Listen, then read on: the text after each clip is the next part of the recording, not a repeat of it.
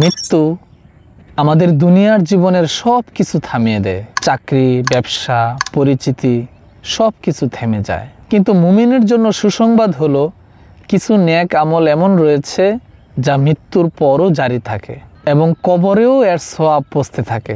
যেমন রাসূল সাল্লাল্লাহু আলাইহি ওয়াসাল্লাম বলেছেন, আন আবি হুরায়রা রাদিয়াল্লাহু তাআলা আনহু আন্না নবিয়্য সাল্লাল্লাহু আলাইহি ওয়াসাল্লাম قال, হযরত আবু হুরায়রা রাদিয়াল্লাহু তাআলা আনহু থেকে বর্ণিত যে রাসূল সাল্লাল্লাহু আলাইহি ওয়াসাল্লাম বলেছেন, ইযা মাতাল ইনসানু ইনকাতা আনহু আমালুহু ইল্লা মিন সালাসা, মানুষ যখন মারা যায় তখন তার সব আমল বন্ধ হয়ে যায়, তবে তিনটি আমল জারি থাকে।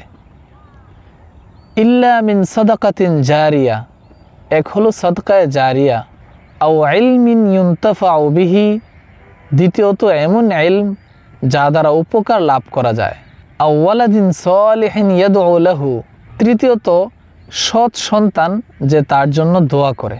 এই হাদিসে সাদকায়ে জারিয়া দ্বারা উদ্দেশ্য হলো এমন দান যা স্থায়ীভাবে মানুষের কাজে আসে, যেমন মসজিদ নির্মাণ, কূপ খনন করা, নদী বা খাল প্রবাহিত করা, রাস্তা তৈরি করা, সেতু তৈরি করা, মাদ্রাসা বা এতিমখানা প্রতিষ্ঠা করা ইত্যাদি।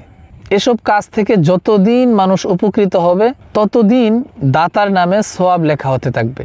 আর উপকারী ইলম দ্বারা উদ্দেশ্য হলো ইসলামী জ্ঞান শিক্ষা দেওয়া, কোরআন ও হাদিস শিক্ষা দেওয়া, ভালো বই লেখা বা ছড়িয়ে দেওয়া এবং কাউকে এমন কিছু শেখানো যা মানুষের কাজে লাগে।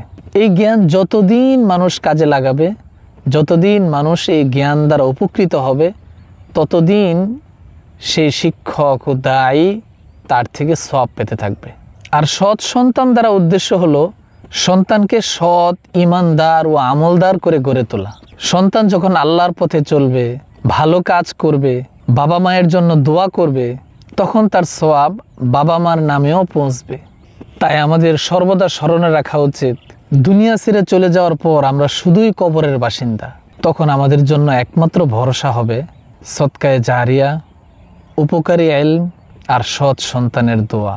তাই আজ থেকেই আমাদের লক্ষ্য হওয়া উচিত একটি স্থায়ী দান রেখে যাওয়া, মানুষের মাঝে উপকারী জ্ঞান ছড়িয়ে দেওয়া আর সন্তানদেরকে সৎভাবে লালন পালন করা। আল্লাহ তাআলা আমাদেরকে বোঝার এবং আমল করার তৌফিক দান করুক। আমিন। ওয়া আখিরু দাওয়ানা আনিল হামদুলিল্লাহি রাব্বিল আলামিন।